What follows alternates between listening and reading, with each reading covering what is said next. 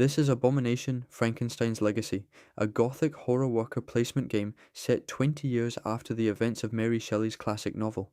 Frankenstein's creature has made his way to Paris and conscripted a group of scientists to build him a companion. You play as one of those scientists, scavenging cemeteries and morgues for body parts, conducting research at the Academy of Science, and racing to bring a new creature to life before your rivals do. The resource management is brilliantly thematic. Your materials actually decompose over time, so freshness matters. Bribe, steal, and exhume your way to victory while the creature watches from the shadows. Do well and it rewards you. Fail and you'll regret it. 2 to 4 players, ages 14 and up, 1 to 2 hours, one of the most atmospheric and well-designed horror board games out there.